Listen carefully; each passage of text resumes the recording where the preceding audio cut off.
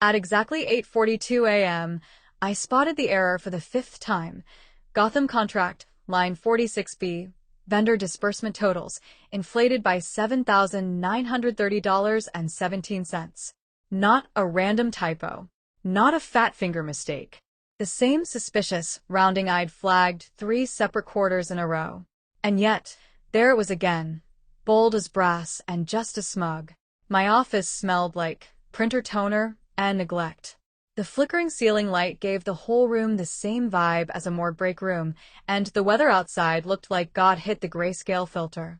I sipped my coffee, lukewarm, bitter, and unrepentantly decaf, thanks to HR's wellness initiative, and scrolled through the spreadsheet like a forensic pathologist combing a crime scene. This wasn't just bad accounting. It was intentional. Numbers were being nudged ever so gently, in ways that consistently made the company look just a little more profitable, just a little more efficient than the truth would permit. On federal contracts, no less.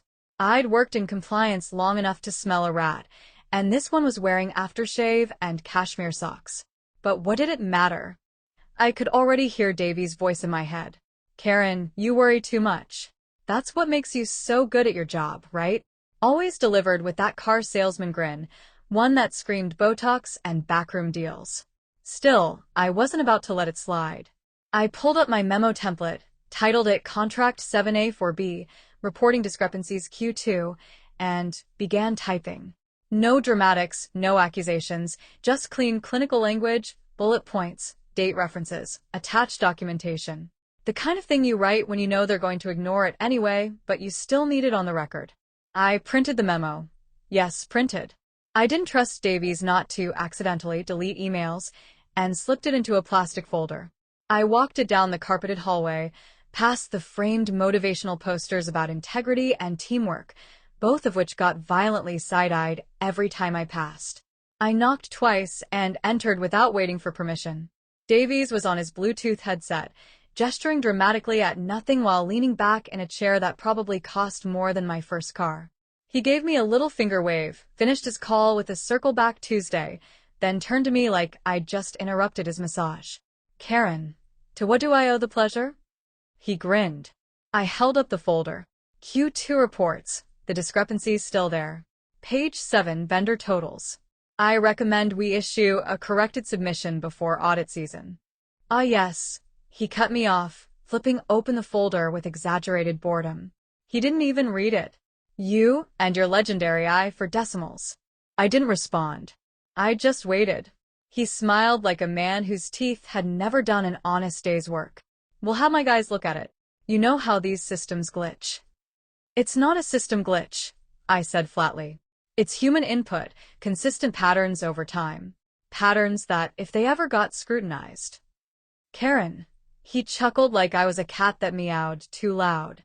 Relax, you always assume the worst. That's why we love you. That word, love, dripped from his tongue like oil in a puddle. He waved the folder at me like it was an amusing bit of fan fiction, and tossed it onto a pile of unopened mail. I turned to leave, heart thudding, not with fear, but with the sharp, awful sting of knowing I'd just handed a life raft to a man who preferred to drown in gold. Behind me, I heard him call out, "Don't worry, we'll be fine without your attention to detail." It wasn't the words that got me. It was the tone, that smirking, indulgent finality. In that moment, I knew something with the clarity of a lightning bolt. He thinks this is over. He thinks I walk out of here with my little folder and disappear. But I had spent 15 years being the woman who read the fine print no one else bothered with. The only difference today, I was finally going to use it. The summons came at 10:14 a.m., less than 2 hours after I handed him the memo. Davies wants to see you. Chirped Marla from HR, voice as artificially sweet as the air freshener that failed to mask whatever died in the break room microwave last week. I knew before I stood up. The walk to his office felt like a funeral march, except the corpse was still breathing and had a retirement plan. I passed the open plan sales pit, young guys in ill-fitting suits playfully tossing stress balls. Girls too new to know that wearing heels here meant they'd be used as scapegoats within 6 fiscal quarters. None of them looked up. They never did. Davy's office door was open, wide enough to feel performative. Inside, the man himself was seated behind his walnut desk, which gleamed like it had been licked by angels. The blinds were tilted just enough to let the light hit his Rolex. His hair was perfect in that unnerving, helmet-like way that only happens when vanity overrides logic. "Karen," he said, arms out like I was walking into a surprise party and not my own execution. "Have a seat." I did, spine straight, hands folded. My folder with the memo still sat in the inbox tray on his credenza, untouched. Of course it was. He opened a manila envelope, slid a stack of papers across the desk toward me like he was dealing cards. "So, after a lot of strategic soul-searching, and I mean a lot, we've decided to realign a few roles. Streamline. Maximize efficiency. You know the drill." I blinked. "You're terminating me?" Davies grinned like it was all a harmless prank. "I prefer the term, liberating your potential. Look, you're incredibly talented. No one's denying that. But let's be honest, compliance isn't exactly where the action is. We need more agile thinkers. People who can pivot, not just catalog risks all day." I stared at the papers. My name was printed on the top, severance package, 1 week for every year of service. A pittance dressed in legalese. There was even a little company-branded pen clipped to the folder as if that made it classy. My throat tightened, but my voice stayed level. "Because I filed a report this morning." Davies leaned back in his chair and laughed. A full, open-mouthed, teeth-baring laugh. The kind that fills a room like mildew. "Karen, no. Come on. You're not being punished. This was already in motion. It's got nothing to do with your memo. Jesus, you think we make executive decisions off a spreadsheet? Off a pattern of fraud in a federally funded contract." I corrected. That made him pause. Just for a second. Then he shook his head, amused. "Always dramatic. This is why compliance people don't make CEO. You see danger in shadows, patterns in coffee stains." Then he picked up his Montblanc pen, silver-plated, a gift from the board, signed the final page like it was a greeting card, clicked the pen shut, slid it to me with that infuriating salesman wink. "Best of luck, Karen, I mean it.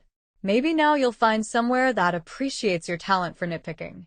There was that word again, nitpicking, as if ethics were dandruff, as if 15 years of ensuring federal code compliance was the work of a hobbyist with a magnifying glass.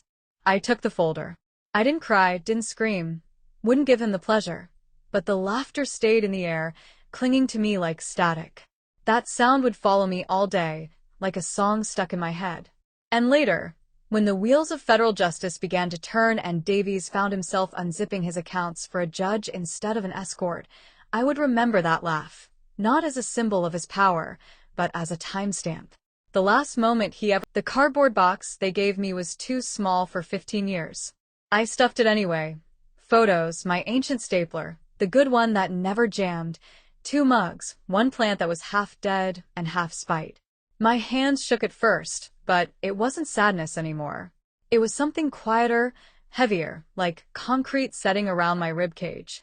My desk was already being eyed by someone in HR.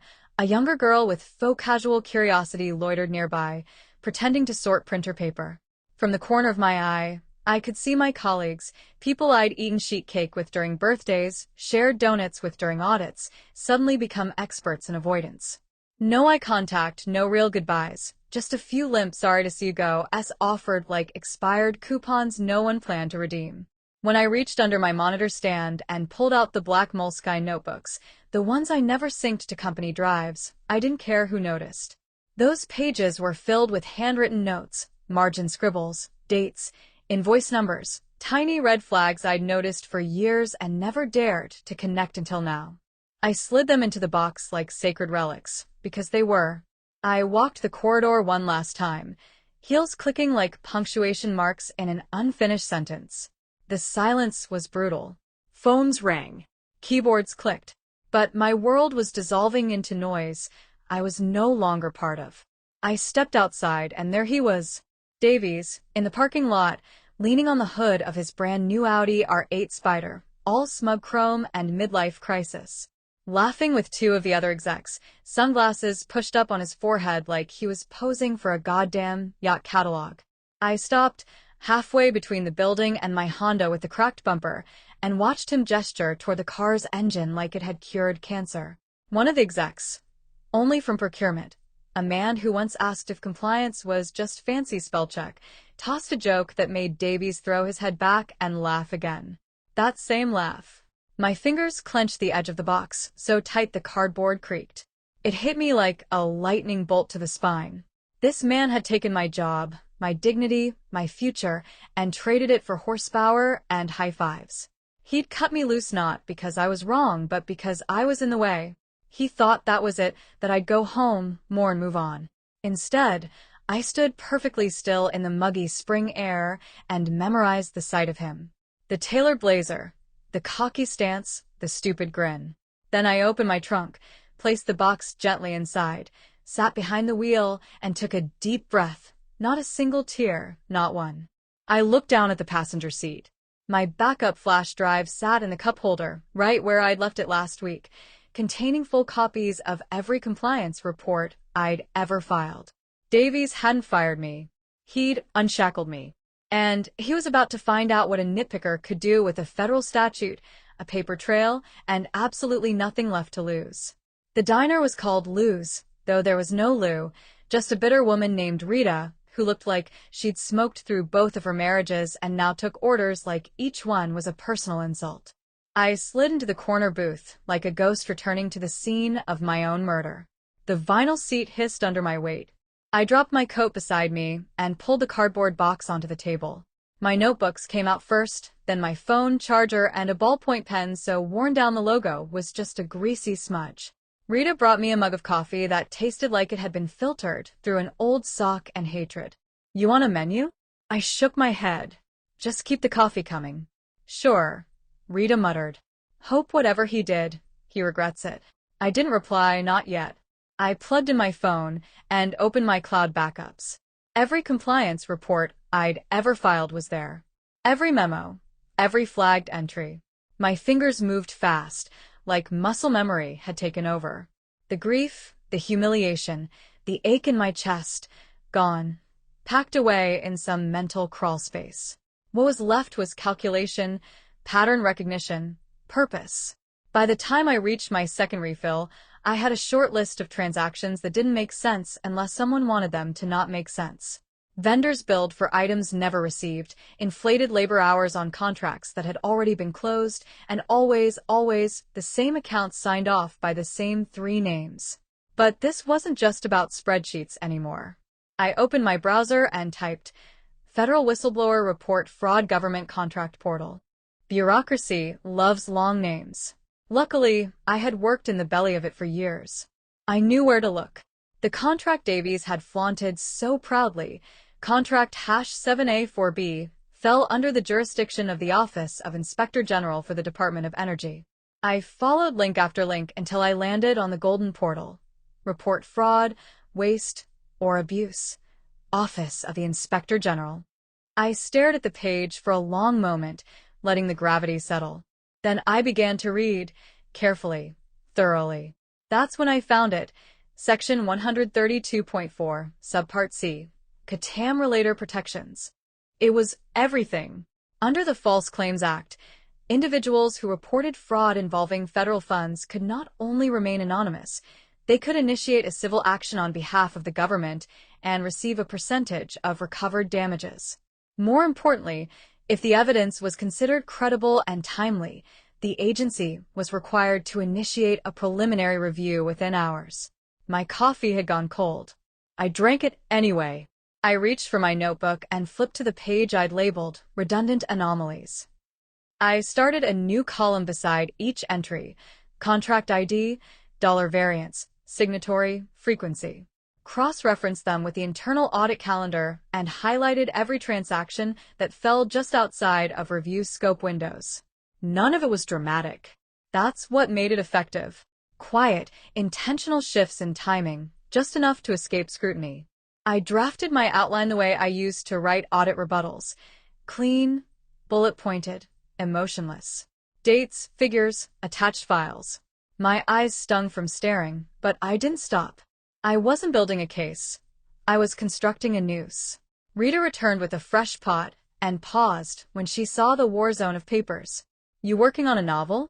I didn't look up. Something like that. Well, Rita muttered, pouring. Hope the ending's worth it. I smiled, small and sharp. It will be. Then I clicked Start New Submission and began. Fingers hovered over the keyboard like I was defusing a bomb, which in a way I was. The subject line stared back at me from the top of the submission form, crisp and precise. Urgent review of potential accounting discrepancies in contract #7A4B. Below it, I'd written exactly 713 words. No more, no less. Every sentence cut to the bone. No passive aggression. No emotional flourishes. Just clean language forged from the steel of decades in compliance. Attached are 5 examples of financial inconsistencies involving vendor billing under contract #7A4B between 2022 Q2 and 2024 Q1. Each instance reflects favorable errors that disproportionately benefited the contractor. Supporting documentation includes internal memos, transaction summaries, invoice copies, and internal review logs. I attached 3 PDFs, 2 Excel sheets, and 1 image scanned of an internal email chain from Davies himself approving an override of a flagged discrepancy. The tone of the email still made my jaw clench. If Karen asks, tell her it's a system quirk. We'll make it back on the next one. I stared at the cursor. Burning bridges was one thing. This wasn't that. This was taking the bridge, lighting it on fire, and then mailing the ashes to the Pentagon. My thumb hovered over the trackpad. Rita refilled my coffee again, without a word. Somewhere behind me, a toddler screamed over chicken fingers, and a man at the counter coughed like he was trying to expel his past sins. At 11:15 a.m., I clicked send. The page went white for half a second, then refreshed to a confirmation screen. A single, sterile line of text appeared. Thank you for your submission. Case reference number is 1183209QD. You may be contacted for further information. That was it. No fireworks. No FBI agents busting through the walls like a movie climax. Just a plain, bureaucratic courtesy, and yet it hit me like a freight train. I leaned back in the booth, eyes stinging, adrenaline crashing hard. I hadn't eaten since breakfast. My stomach flipped like I'd swallowed a fistful of nails. I'd done it. After years of warning them politely, after months of being ignored, after being laughed out of my job and handed a severance check like it was a party favor, I'd finally been heard. Or had I? The doubts crept in, quick and parasitic. What if they buried it? What if no one cared? What if Davies had friends in high places? Hell, what if I just handed my entire professional life over for nothing? My phone buzzed. It was an email. Office of Inspector General, Case 1,183,209 QD, submission confirmation. The government didn't do fast. The government didn't do personal. But this came with a line that shifted something tectonic in my chest. Your report qualifies for expedited review under 132.4 subpart C. I closed my eyes and exhaled. That wasn't just a thank you. It was a trigger. A spark in the fuse line. A promise that someone somewhere just opened a folder and read my name and saw the weight behind it. I looked out the diner window. The world outside hadn't changed. The gas station across the street was still cycling through Powerball numbers. A man walked a dog with one of those ridiculous stroller contraptions. Life, somehow, kept happening. But Davies didn't know it yet. At 11:15 a.m., the clock started ticking. The clock on my microwave read 2:06 p.m. I'd checked it approximately 400 times. My apartment, small, beige, and aggressively quiet, felt like a padded cell. The blinds were half shut. The air was stale. I hadn't changed out of my blazer. My blouse was still tucked in, the top button digging into my neck like a reminder that my world had no intention of relaxing. The cardboard box sat on my kitchen table like a coffin of professional identity. My notebooks were spread open, pages lined with scribbles that felt suddenly amateurish, desperate. I kept refreshing my email. I kept checking the portal. I kept not calling my sister back. My phone had buzzed 5 times with family texts. What happened? He fired you? Are you okay? Want me to come over? Seriously, Karen, call me. But I didn't because explaining it would make it real. And worse, it would give space for someone to tell me it wasn't worth it. That maybe I'd overreacted. That maybe I should have just taken the severance and moved on. I stood at the sink for no reason, watching the neighbor's laundry flap in the wind like surrender flags. In my mind, Davies was at some upscale steakhouse, clinking glasses with his board, toasting to efficiency and leaning out the dead weight. Probably ordering dessert.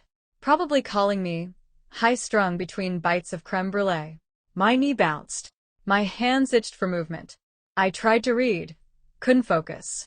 I tried to clean. Ended up reorganizing the spice rack alphabetically. At 4:12 p.m. I sat back on the couch and stared at the ceiling like it had answers. And then at 4:30 p.m. sharp, my phone rang. Unknown number. DC area code. I answered before the second ring. Karen Hill. Miss Hill, this is Aaron Wexler from the office of Judge Marston. I'm calling to confirm receipt of a submission you filed this morning through the Department of Energy OIG portal, case number 1,183,209 QD. Are you the author of this report? Her voice was calm, clear. No emotion. No preamble. Yes, I said, my mouth suddenly dry. That's me. Thank you. I'll be brief. I've received your supporting documentation and the attached compliance reports. I need to confirm 3 items before we escalate to the preliminary injunction stage. First, did you have authorized access to the internal documents you submitted? I blinked. Yes, all were accessed under my role as compliance officer. Second, have you experienced any retaliation or threats since submitting your report? I hesitated. I was terminated this morning, officially for restructuring. There was a pause. The kind that wasn't silence, it was typing. Someone was taking notes. Understood, Aaron said.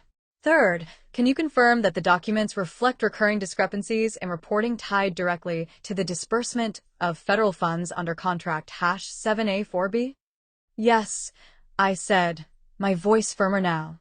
Consistently over 2 years. I can provide further detail if needed. No need at this time. I have what we need to proceed. You'll be contacted if additional verification is necessary. I could hear a second voice faintly in the background, asking something legal-sounding. Erin covered the receiver briefly, then returned. One more thing, she said. You may want to familiarize yourself with the term preliminary injunction. It's typically our first step in asset preservation during an active investigation. Meaning what exactly? It means your report is actionable. The clock just started. The call ended before I could exhale. I sat perfectly still for a moment, holding the phone like it was radioactive. Then, without moving anything else, I reached for my laptop, opened a new tab, Googled preliminary injunction. And when I read what it meant, how it allowed a judge to freeze accounts, halt activity, and seize business records before a hearing, I didn't smile.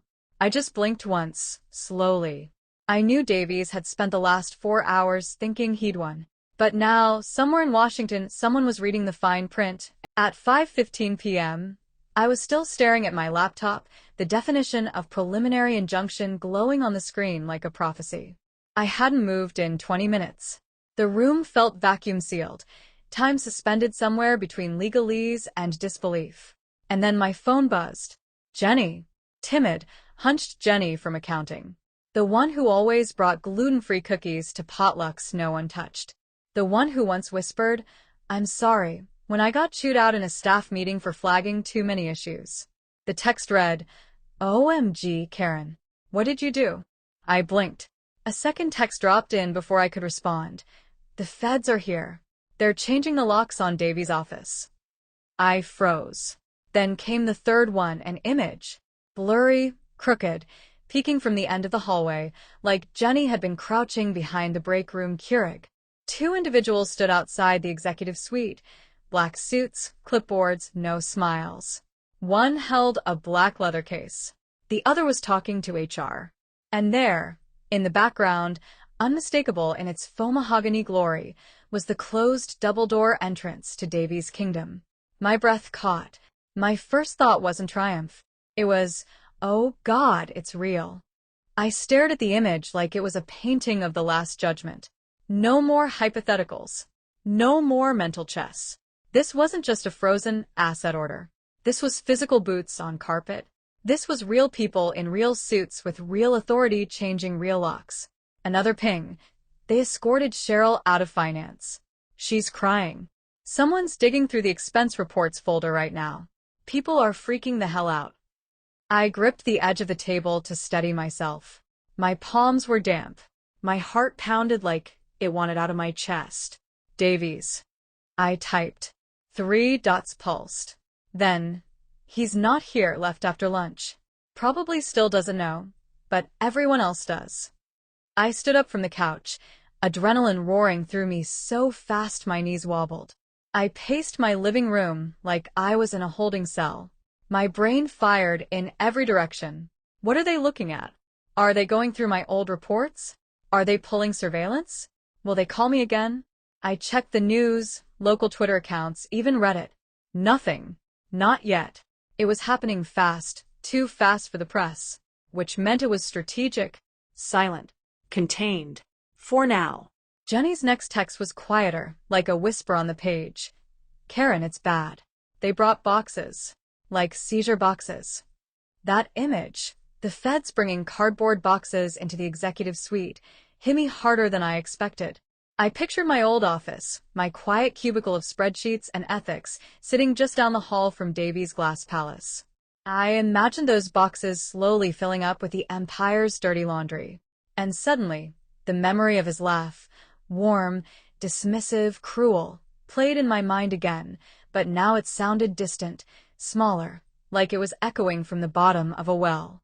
I sat down, slowly. My fingers hovered over my keyboard, unsure what to do next. I didn't need to do anything. The machinery was moving. And somewhere in that office, in the swirl of panic and confiscated hard drives, someone was asking the question Davies never thought he'd hear. Who was Karen Hill? They were about to find out. At 6:03 p.m., my inbox chimed with a new message. Sender. Encrypted. A notice at District Court Gov. Subject. Court order. Civil injunction notice / ref 1,183,209 QD. I stared at it for a few seconds, heart thumping like it had grown its own engine. The header wasn't dramatic. No red stamps, no bold fonts. Just black text on a white screen. A cold, surgical, real. I clicked it. The body of the email was brief. 3 lines of bureaucratic courtesy thanking me for my cooperation and confirming I was listed as the originating party in a sealed matter under active review. Attached, 1 PDF. Encrypted. Password protected. My access code was the last 4 digits of my social plus the month and year of submission. I entered it with trembling fingers. The document opened. And there it was. United States District Court, Emergency Injunction. Civil case number 1,183,209 QD. My eyes scanned the first paragraph. Then again. Then a third time, slower, as if reading it carefully would make it more permanent. Based on credible evidence of significant and systematic reporting irregularities related to Federal Contract 7A4B, the court hereby issues an emergency injunction against Respondent Martin Davies, CEO of Core Event Solutions, to freeze all business and personal assets pending evidentiary review. I felt it like a punch, not painful, but seismic. Every word landed like a gavel. Credible evidence, systematic reporting irregularities, freeze all assets. My gaze caught on his name, Martin Davies, right there under Respondent. Black text, no swagger, no expensive suit, just ink and accountability. Further down, the language got even sharper. Respondent is to appear before the court within 48 hours to provide a detailed explanation of financial methodologies employed under said contract. Failure to comply will result in escalated enforcement. I read it twice, then a third time. I leaned back in my chair, arms slack at my sides, and just stared at the screen. This was it. This was the moment the world acknowledged what I'd been shouting into the void for years. It didn't come with applause. It didn't come with confetti or cheering or even a thank you note. It came in a 14-page court order with footnotes and citations. And it was perfect. The justice wasn't loud. It wasn't flashy. It was quiet, powerful. The kind of justice that doesn't need to yell because it carries a federal seal and the threat of prison time. I let out a breath I didn't know I'd been holding. For the first time all day, I allowed myself to close my eyes. The laugh, his laugh, was gone, replaced by silence. Glorious, humming silence. I opened my eyes again and scrolled back to the top of the document. My cursor hovered, then clicked print, because this wasn't just evidence, this was at 6:42 p.m. My phone buzzed once. Jenny, he knows it was you. They just escorted him out of the building. He looked like he'd seen a ghost. I stared at the text, motionless. Read it again, slower. I pictured it. Davies in his tailored blazer and overpriced loafers, watching two agents walk into his office with clipboards and lockboxes. Watching his name disappear from the door he'd once boomed through like a sitcom dad. Watching the empire he built on smirks and shortcuts collapse in real time. I imagined the exact moment it hit him, that the numbers I flagged, the ones he called nitpicking, were the nails in his corporate coffin. That the quiet woman with the Moleskine notebook wasn't just an overpaid rule follower. She was the goddamned Reaper. I glanced at my screen. The court order still glowed on my laptop, each line a hymn in the gospel of vindication. I leaned back in my chair, the room finally exhaling with me. The buzz of the fridge, the ticking wall clock, the world unchanged, but I was. 6 hours ago, he laughed, loud, confident, careless. Now the laugh was just a memory, thin, shriveled, meaningless, like a balloon deflating in a funeral home. I stood, walked to the cabinet above my fridge, and pulled down a dusty, foil-topped bottle of Corbel I'd been saving for something good. I hadn't known what that meant at the time. A new job, a birthday, a weekend without guilt. This was better. I popped the cork. It sounded like freedom. No toast to friends. No speech. Just me in my little kitchen, glass in hand, watching the digital guillotine fall from 200 miles away. I lifted the glass. To the fine print, I said quietly, and the fools who never read it. Then I sipped and smiled.